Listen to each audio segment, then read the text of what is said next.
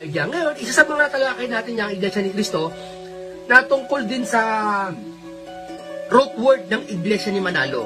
Kaya pala Iglesia ni Manalo, tinatawag noon, kasi mayroon din isang bagasin na inilabas na nagrehistro nga pala sa SEC, ang SEC Exchange and Commission, parang, basta SEC, inirehistro sa SEC ang Iglesia ni Cristo ni Felix Manalo.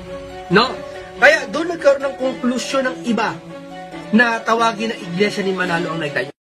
Yan. Itong katawagang Iglesia ni Manalo ay pang-aasar o eto ba'y katotohanan. Pero, ang narehistro umano sa Securities and Exchange Commission ay Iglesia ni Cristo, hindi Iglesia ni Manalo. Bakit tinatawag ng iba na Iglesia ni Manalo? At yun po bang mga pulo ng dagat na tinatalakay niya dito at malayong silangan ay tumutukoy ba sa Pilipinas? Tatalakayin natin ito mga kapatid at para mabigyan ng linaw dahil ang Iglesia ni Cristo Tatag ni Felix Manalo, alam niyo naman na name game sila.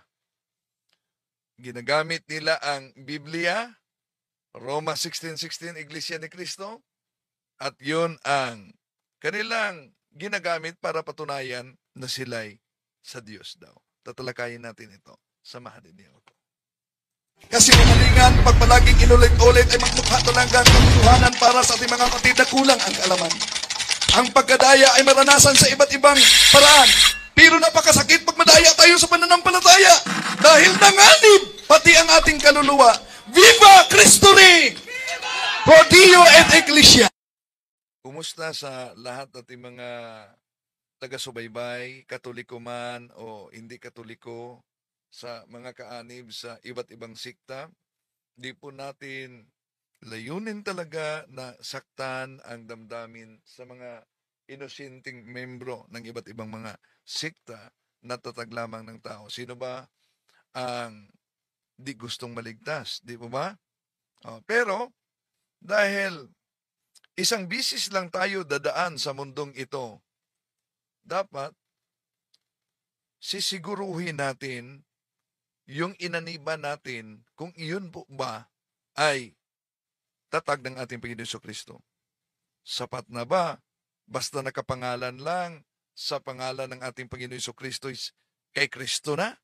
Di po ba ang ating Panginoon Jesucristo mismo ang matagal nang nagbabala para sa atin? San Mateo 24:24 na sa kanyang pangalan, ang daming mga nagsilatawang bulaang mga ngaral at marami ang madaya nila. Delikado yan. Kung isa tayo sa madaya dahil lang sa maling akala. Inanyayahan natin mga suking taga-subaybay, huwag kalimutan na pindutin ang like sa ating live at huwag din kalimutan mag-subscribe at pindutin ang bell button para updated kayo, mag-comment at i-share ninyo. Kumusta sa lahat? Dito atin na namang tatalakayin yung kaugnay. Mahina daw ang sounds. Ito, kumusta na? Maraming salamat po, Leonor Glani. Acknowledge muna natin ang ating mga suking taga-subaybay ngayon. No? Welcome. Okay. Kumusta signal ko ngayon? Okay. Magandang gabi, sabi ni kapatid na Analisa Oso. Kumusta na ako ng signal? Si Juanito Alunan, si Renalda Tabwasan. Hello po. Ayos na. Maraming salamat po, kapatid na Leonor Gliani o si Noel Pora. Isang kasinungalingan ni Manalo, tapos sabi pa, nakausap kong tao sa BGC, INC daw ang pinakamarami Natawa lang ako. Si kapatid na Evelyn Mahinay Marquita, okay na po. Pedro Daguhoy, hello, kumusta? Si G. G. Bones, sa Qatar. Si Dominadora Ogatia, no? Okay na po sounds. Si Jovencio Kabatingan, si kapatid na Lolita Ganda Cortez, at sa ating mga kapatid niya sa pananampalataya at katuweran, si Lolita Alalis, Sampaguita Ganda, si Losita Alanis, si Nonita Nasya, si Sabturani. Paano mo masisiguro pag hindi ka susunod ni Allah? Napakinggan mo ba yung debate namin ni Ustad Baser Sakaging? Di po ba sabi ni Sakaging na si Allah ay Diyos ng mga pagano? Unang Korinto Kapitulo 10, versikulo 20, ang sinasamba, dahil unang sumasamba bago pa nagtatag si Muhammad ng kaniyang relihiyon na Islam, ang mga pagano, kahit yan, yung Mika, Diyos-Diyosan yan ng mga pagano. Ang dami mga Diyos-Diyosan yan. Bago nag-take over si Muhammad, Sabturani. So, ang mga pagano sumasamba kay Allah. Di ba? At may aklat na yung Allah, Al at La. So, yung Al, God. Yung La, pangalan yan ng Diyos-Diyosan ng nabuwan. At dahil ang mga pagano ay sumasamba kay Allah, anong mabasa natin sa unang Korinto Kapitulo 10, versikulo 20? Ang sinasamba ng mga pagano ay demonyo at hindi Diyos. Yun ang sabi sa Biblia. Kaya dapat din susuriin natin ang grupong inaniba natin, lalo na ang sekta na inaniba natin. Okay? So, ngayon, ating tatalakayin itong bakit tinawag na iglesia ni Manalo daw. Ang iglesia ni Kristong inarehistro ni Felix Manalo noong 1914 sa Punta Santa Ana, Manila. Si Evelyn Mahinay Merquita watching from Davao. So, bakit nga ba? Munting Kaalaman Channel, pakinggan natin at ating lilinawin din ang kanyang pahayag.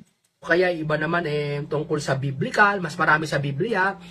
At meron din naman tayo sa mga history na mga story na tungkol sa mga personalidad dito sa mundo na makakaiba bagay na ginagawa nila, mga kakaibang lugar, may tayo dyan. Ngayon, isa sa mga natalakay natin yung Iglesia ni Cristo na tungkol din sa root word ng Iglesia ni Manalo. Kaya pala Iglesia ni Manalo, So, kaya pala Iglesia ni Manalo. Bakit? Noon, kasi mayroon doon isang magasin na inilabas na ang nagrehistro nga pala sa SEC, ang SEC Exchange and Commission, parang Securities and Exchange Commission, SEC. May magasin sa Iglesia ni Cristo mismo na magasin. Ito po. Malinaw po, mabasa natin sa magasing ito kung sino ang nagrehistro sa Iglesia ni Cristo, no? At sino ang founder ng Iglesia ni Cristo? Marami po mga pasugo magasin, nandito tayo. At kahit na sa original na registration, eto makita natin sa original na registration, napansin niyo? Ang original registration, mga kapatid, ito'y salin na English na, pero ang original registration ay Spanish na pagkasulat. Artículos de Incorporación para Pol 4 ang nakasulat, Cuelos Fundadores de esta Asociación son Felix Manalo. So, dito sa English na bahagi, sa Securities and Exchange Commission na rehistro sa siktang tatag ni Felix Manalo. Ito po, Translation, United States of America, Philippine Islands, Office of the Division of Archives, Patented Properties, of Literature and Executive Office of Industrial Trademarks. Felix Manalo applicant. About Unipersonal Corporation or the society called Iglesia ni Cristo. Napansin niyo ang Iglesia ni Cristo dito, makita niyo ito. Iglesia ni Cristo, letter K pa. Di pa letter C, di ba? At ito ang nakasulat. That said applicant appears before this office and respectfully declares that said applicant is the founder and the head of the society named Iglesia ni Cristo and desires to convert said society into a unipersonal corporation. Yon ang English translation, mga kapatid, sa pagrehistro ni Felix Manalo, Quilos Fundadores de esta Asociación Son Felix Manalo. So, may lagda din si Atanasio Morte na sekretary niya nang iparehistro ang kaniyang siktang itinatag. Basta SEC, inirehistro sa SEC. SEC, basta SEC. Ang SEC, Securities and Exchange Commission. Ang Iglesia ni Cristo ni Felix Manalo. No? Kaya doon nagkaroon ng konklusyon ng iba na tawagin na Iglesia ni Manalo ang naitayo. Pero kung biblika kasi ang Iglesia ni Cristo is religion. So kapag religion ka, hindi naman pwedeng pag-usapan dito ang encyclopedia. So sa Iglesia ni Cristo pala umano, pag religion ka, di pwedeng pag-usapan ang encyclopedia.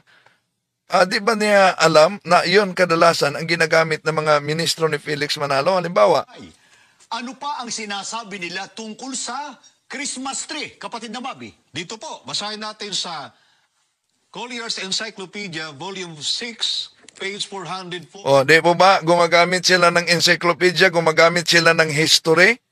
Pagkatapos sinabing, di daw magiging batayan yung mga encyclopedia. Bakit? Eto. Pinag-uusapan dito siyempre ang Biblia. Ngayon, pag pinag-usapan ang Biblia, diyan napapasok ang pananampalataya. So, pinag-uusapan ang Biblia, pero alam nyo naman na nauna nang sinabi sa mga ministro ni Felix Manalo na sila mismo walang sariling Biblia, di ba? So, pinag-usapan ang Biblia, pero wala silang sariling Biblia. Wala raw tayong sariling salin ng Biblia. Ang una, kaya natin na gumawa ng sariling salin ng Biblia. Kaya natin, kapatid na Michael, pero hindi po ginagawa yun ng Iglesia ni Cristo. Ang dahilan, kapatid na Michael, iyon yung mismong mga Biblia ang isinali nila na ating ginagamit. Hindi nga nila halos paniwalaan pag tayo ang gumagamit. Natural naman, no? Imagine, wala silang sariling salin. Pagkatapos sila ang gumagamit, sila nagpanliwanag sa hindi naman kanilang salin. Sino bang maniniwala diyan na makabasa lang ng Iglesia ni Cristo pagkatapos aangkinin na sila, kahit lang, hindi lang Iglesia ni Cristo, kundi sa Biblia, kundi kahit na mga aklat Katoliko, aangkinin na sila ang tumutukoy doon. Tinutukoy. Okay, tuloy natin. So ngayon, napatunayan na mula sa araw na ito na hindi pala Iglesia ni Manalo. Di daw umano Iglesia ni Manalo. Bakit di daw umano Iglesia ni Manalo? Mali pala yun. Iglesia pala ni Cristo. Kasi pag tinawag... Yun ang name game kasi ng INC. Iglesia ni Cristo. Pero ang tanong, kahit pa Iglesia ni Cristo, ang dala nila, sino ang founder?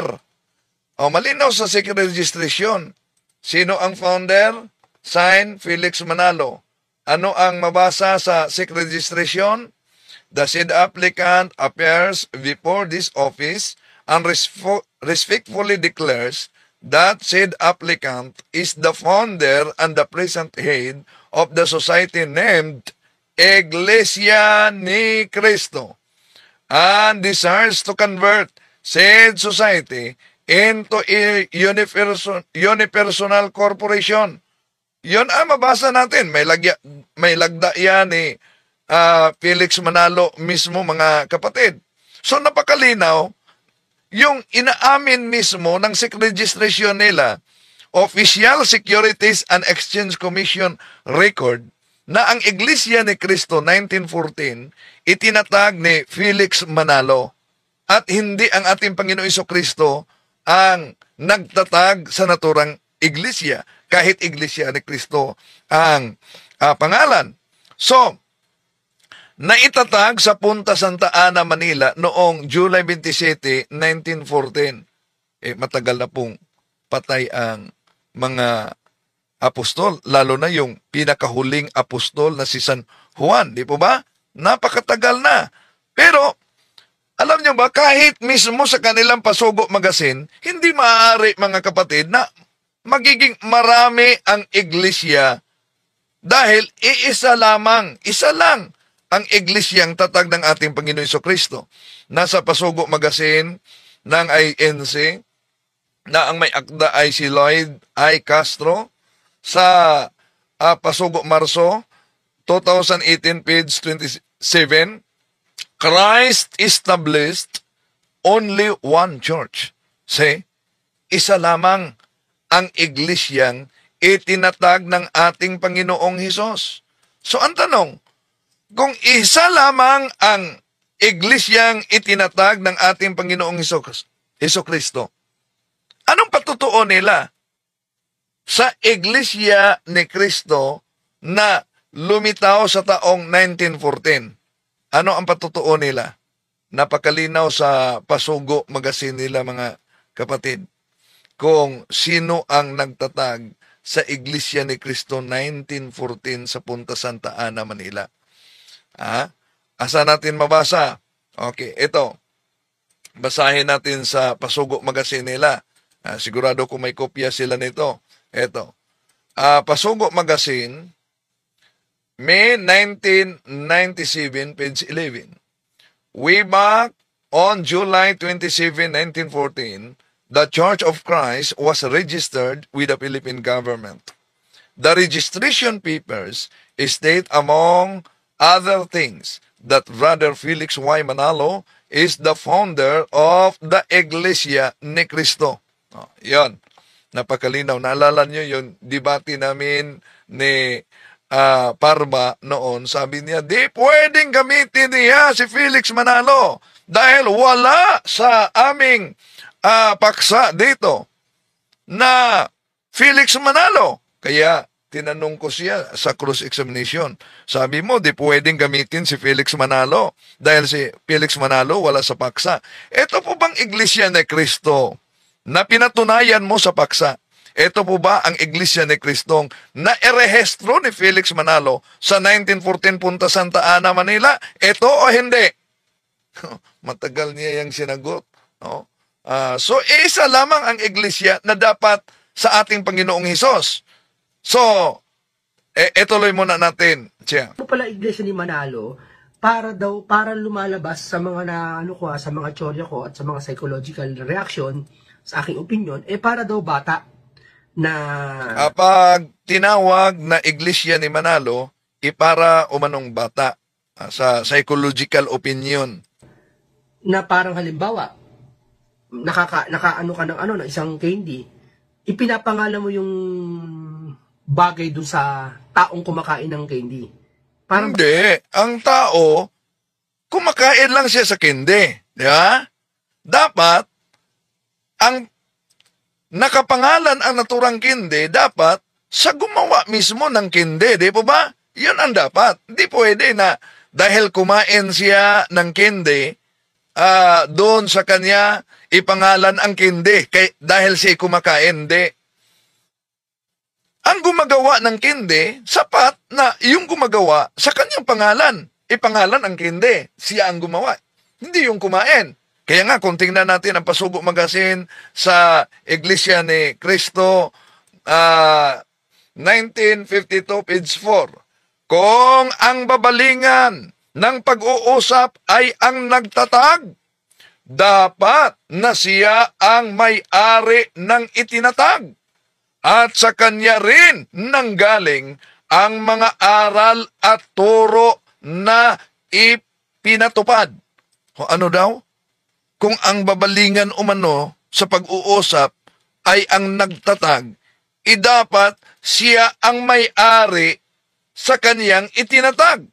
Ay sino po ba ang nagtatag sa Iglesia ni Cristo? Ha?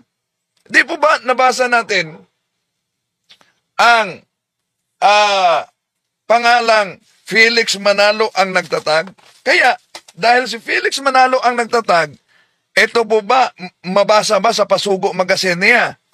Mabasa ba sa Pasugo Magazine ng INC na tinatawag na sa kaniyang iglesia talaga? Ito Pasugo Magazine ng INC. Ito, malinaw dito, January, February, 1985, page 23. Ito ang ating mabasa mga kapatid. What Felix Manalo and his iglesia have done demonstrate all over again that Christianity. Nandito. Ano daw? Di po ba ang sinabi, his iglesia, kaniyang iglesia. Hindi lang yan. Ito pa na Pasugo Magazine. Ito, makita nyo, may bagis sa Pasugo Magazine, Agosto, mga kapatid. Anong mabasa natin dito? Ito ang mabasa natin sa naturang Pasugo Magazine. Pakita ko sa inyo, ha? Ito. So, nakita nyo ba? Ito. Manalo believes that his church has duty not only to secure a better life for his flock, but also to heed the popular.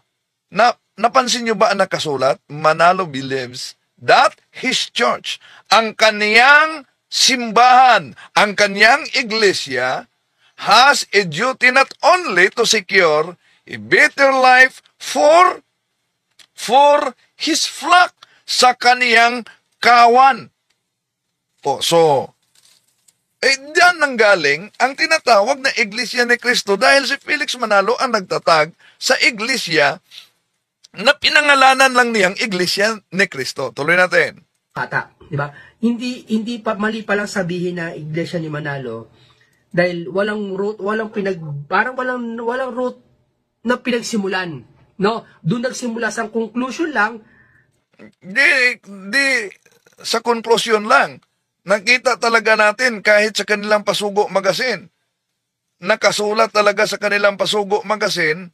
May kopya din ako na sila'y tinatawag din sa Pasugo Magazine, Iglesia ni Manalo. Eto, balikan natin. Kung ang babalingan ng pag-uusapan ay ang nagtatag, dapat na siya ang may-ari ng itinatag.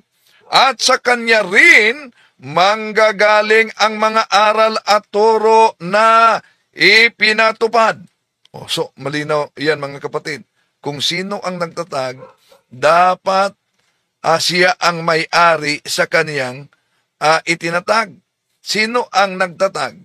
Ibalikan natin ang kanilang Pasugo Magazine. Sino ang nagtatag daw sa Tagalog version na? English ganina ginagamit natin. Pasugo Magazine, published May 1997, page 11. Kailan na ipalathala sa pamalaan o narehistro ang Iglesia ni Cristo sa Pilipinas? Noong Hulyo 7, 1914. Tunay nga na sinasabi sa rehistro na si kapatid na Felix Manalo ang nagtatag ng Iglesia ni Cristo. I see? Tuloy natin. Sa sariling kalooban, na kung bakit iglesia ni Manalo. Pero ang totoo pala, ayon sa pananampalataya ng mga iglesia ni Cristo at batay sa aking pagsusuri, na ang kanilang sinasampalatayanan, kaya iglesia ni Cristo kasi yun ang sinampalatayanan na natupad sa hula ng Biblia sa ating panahon sa mga wakas ng lupa, ang kanilang simbahan na naitatag noong July 27, 1914. Nakaalinsabay ng hula ng Biblia na magkakaroon ng digmaan. Ito nga ang ating tatalakayin ulit. Sige, tatalakayin natin din ito mga kapatid. Yun po bang mabasang wakas ng mga lupa? Yun po bang mabasang tinatawag na yung ginagamit nila ay tumutukoy ba yung mga pulo ng dagat. Yon ang kadalasan ang ginagamit nila, mga pulo ng dagat, mga wakas ng lupa. So, yun po ba malayong lupain? Yun po ba ay tumutukoy sa Pilipinas? Kaya lilinawin natin yan mga kapatid. Yung wakas na lupa, yung malayong silangan, yung lupain, yun talaga ang ginagamit nila. At hindi lang yan, ang game, yung name game din ng INC. Pero, ba't ayaw nila ng history? Dahil mabuking kasi sila. Halimbawa sa akda ni Gregorio Zaidi at Sonia Zaidi sa pahina 163. Ito kasi ang mabasa natin. Noong 1914, si Felix Manalo ay nagtatag ng Iglesia ni Cristo na ginagamit ang pangalan ni Cristo, ngunit hindi naniniwala na si Cristo ay Diyos. Tama naman, hindi talaga sila naniniwala na si Cristo ay Diyos. Para sa kanila, si Cristo ay tao, at hindi Diyos. Pero sa atin mga kapatid, si Kristo ay tunay na Diyos at tunay na tao. So, ngayon, tuloy natin. Na mas malalim kaysa sa nauna. Doon pala sa iglesia ni Manalo pala, doon lang pala sa root word yun na conclusion. Root word na conclusion. Natural, ang root word na conclusion dahil si Felix Manalo ang nagtatag sa Iglesia ni Cristo. At binanggit naman sa Pasugo Magazine, mismo ng Iglesia ni Cristo, Hulyo 1952, page 4, na kung ang babalingan ng pag-uusapan ay ang nagtatag, dapat siya ang may-ari ng itinatag. At sa kanya nanggaling ang mga aral at turo na ipinatupad. So, sino nagtatag? Si Felix Manalo. Artikulos de Incorporación para Paul 4, malinaw yan. Quilos Fundadores de esta Asociación son Felix Manalo. Okay. So, tuloy tayo. Kumbaga palagay or pang-asar or pang isang, dati alam kung parang masasabi na parang isang salita ng bata. Pang-asar lang daw ang Iglesia ni Manalo, parang isang salitang bata. O isang salita na walang matibay na batayan, kundi konklusyon o palagay dun sa bagay na nairehistro nga nung panahon sa SEC. Kasi nung araw naman, wala namang labagay lahat na irehistro mo religion, inirehistro mo sa SEC. Hindi naman pwede mag-rehistro na si Kristo eh. Natural. Kaya nga, ang simbahang Katoliko, hindi na-rehistro na may founder na nagtatag. Bakit? Nasa aklat niya na ang pamagat Partnership and Private Corporation by Hector S. De Leon, page 567. Anong sabi? The Roman Catholic Church is not registered, not like other religious societies and churches in the Philippines, because it has been recognized as juridical person since time immemorial. Ano daw? Ang simbahang Katoliko, it has been recognized as juridical person since time immemorial. Pero yung mga siktang tatag lamang ng tao, dapat erehistro talaga yan. At makasulat talaga yon. Ang founder, ang pangalan, fue los fundadores de esta asociación son Felix Manalo, that the founders of this organization are, isa lang si Felix Manalo. Tuloy natin. Kita nyo? Kung magpapatuloy ka ng aral, halimbawa, may isang religion, pinagpatuloy mo yung aral na nasa Biblia, sinampalatayanan mo, i-re-registro mo pa rin sa sect yan eh. Diba?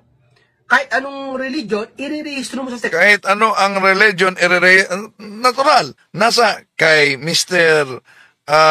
Eliseo Soriano. At alam nyo ba, may pasugong, lumang-lumang pasugo ang Iglesia ni Cristo. At napagagandang gamitin sa public debate ito. Bakit? Sabi ng author ng may akda ng pasugo, anong sabi niya? Paghandaan ninyo pag may debate ha. Ang sabi ng pasugo, author, ano ang katibayan na ang isang iglesia ay hindi kay Kristo? Anong sabi?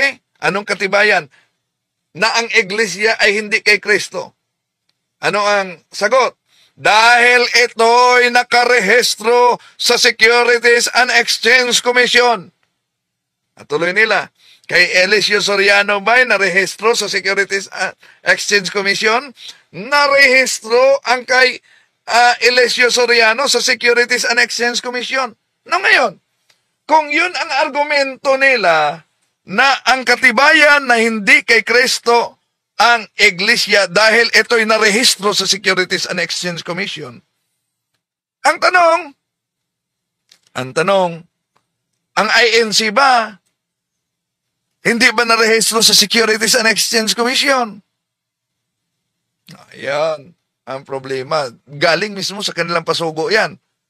Ang pasugo nila, abay, delikadong magiging pasubo, no? Okay, tuloy natin. Yan, sino magre-rehistro? Siyempre yung tao. Alam nga naman isulat mo sa rin nag-rehistro, ang Diyos at si Kristo. Hindi po pwede ho yun.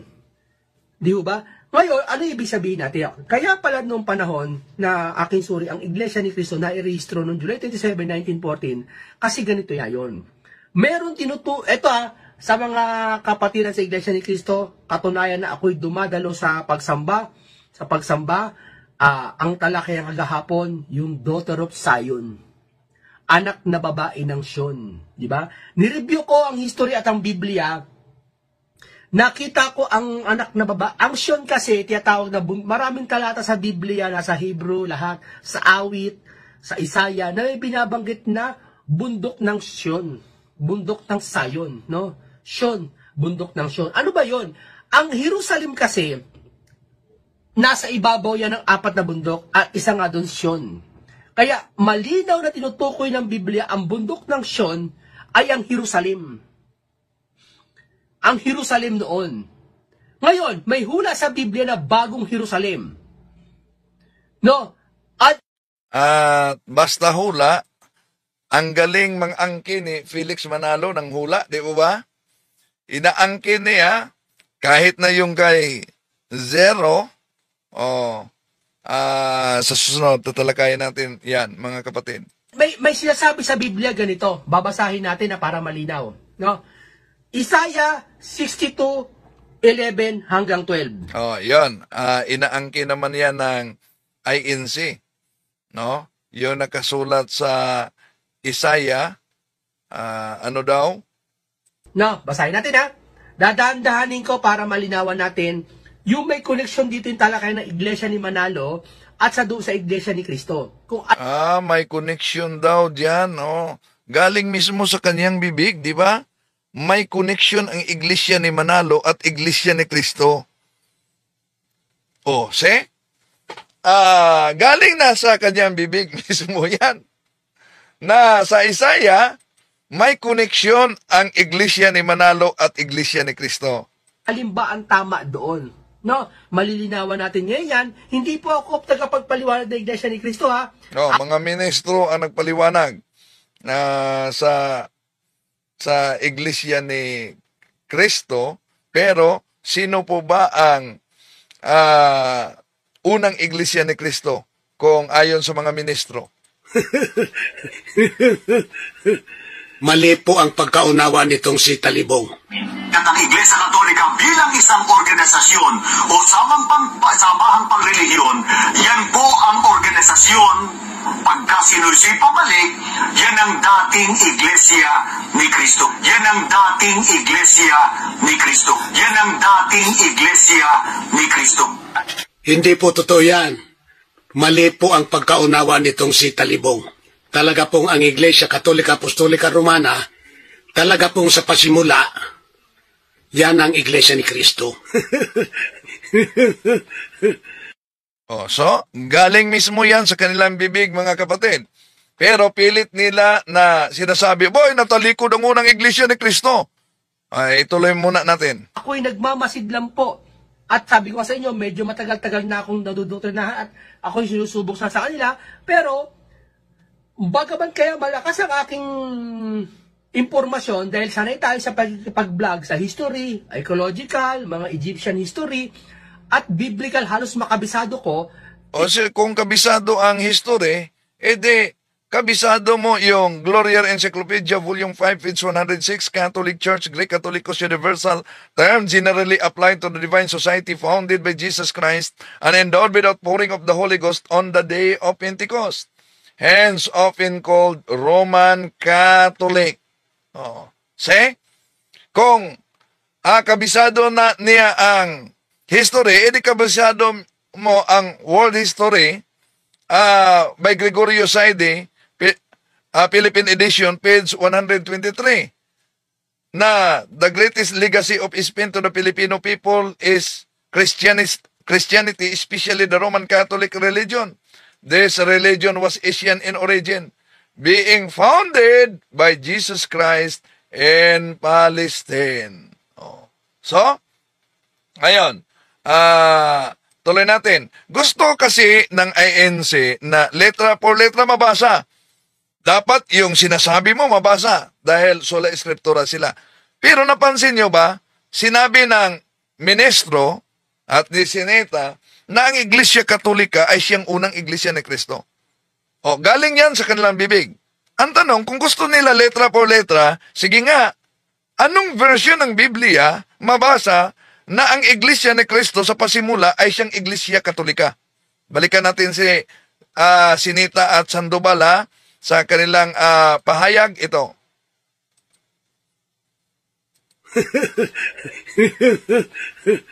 Mali po ang pagkaunawa nitong si Talibong.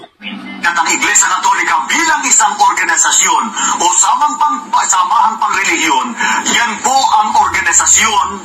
Pagka sinusi pabalik, yan ang dating Iglesia ni Kristo. Yan ang dating Iglesia ni Kristo. Yan ang dating Iglesia ni Kristo. Hindi po totoo yan. Mali po ang pagkaunawa nitong si Talibong. Talaga pong ang Iglesia Katolika Apostolika Romana, talaga pong sa pasimula, yan ang Iglesia ni Kristo. See?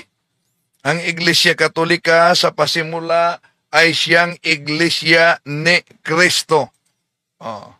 Ngayon, gusto sila ng letra por letra, mabasa ba sa Biblia ang Iglesia Katolika? Una, may mabasa. Maliban sa Confraternity Version, ito. Di nyo ba alam na ito'y King James Version 1611? At saan mabasa ang Iglesia Katolika? Sa ibang video, tinatalakay na natin yan. Di lang yan. Itong paraphrase Bible na ito. John chapter 10 verse 16. Di lang yan. Ito pa. Hindi to mga Katoliko nasalin. Paraphrase on the New Testament by Richard Baxter. Anong mabasa natin sa gusto sila letra por letra. Di nila alam na meron pala. Ito mabasa natin sa John chapter 10 verse 16. And besides the Jews, I have chosen people among the Gentiles. Them I has called and gathered to me. The Jews and Gentiles shall be one Catholic Church under me, their only universal head and shepherd. Hindi to Katoliko. Alam niyo yan, pwede niyong makita yan sa online. At hindi lang yan, ito pa. No. Anong mabasa sa John chapter 10 verse 16 sa salin na ito. Paraphrase din. Ito ang mabasa natin. Pansinin ninyo. Ye, my chosen people of the Jews, are now my known and noted flock. But I have other sheep also beside you, even the Gentiles, which are not of your fold, but shall have a fold of their own. Thereof shall be united into one body of the church with you. So as Jews and Gentiles shall make up one holy Catholic church under me, their only head. See? Akala nila, walang mabasa. Hindi pa yan Catholic na salin. Hindi pa yan Catholic na salin. Ang palusot ng mga INC dito, boy, kung meron pala yan, bakit hindi ginamit ninyo sa mga debate? Bakit? Kung di ginamit sa debate, di ba yun nag-excess? Nga, yun sana ang gamit yung debate na naka-schedule kay Father Nelo. Di lang naabutan si Father Nelo, no? Na-disgrasya siya, nakahanda na ang mga referensya. Lalo na yung Pasugo Magazine nila na nagsabi na ang Katoliko ay naitatag sa iba't ibang panahon, sa iba't ibang lugar, at iba't ibang founder din ang tinutukoy. Nako, magka-problema sila. Kung nahirapan si Parba, nahirapan si Parba sa debate nila ni Father Darwin, lalo na sana. Dahil sa Pasugo Magazine ng Iglesia ni Cristo, mga kapatid, yan. Iba't ibang founders, iba't ibang taon, iba't ibang lugar ang tinutukoy nila kung kailan natatag ang simbahang Katoliko. So, yan Okay. Dito lang muna tayo. No, dito lang muna tayo dahil may lakad pa ako, may meeting kami.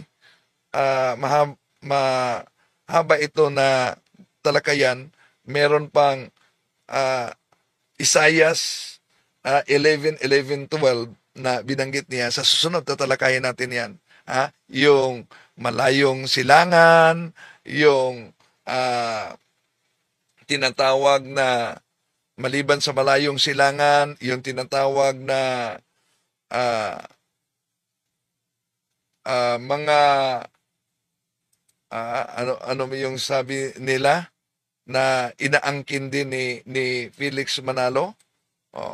So mga pulo ng dagat, yon. Atin yang tatalakayin siguro mamaya, mga kapatid, tatalakayin natin yan.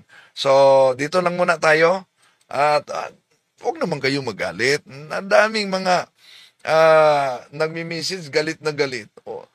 Tatalakayin lang natin, no? Tatalakayin lang natin ang nauna ninyong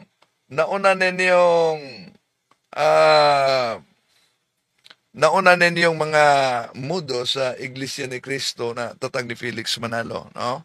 So, maraming salamat po sa inyong pagsubaybay.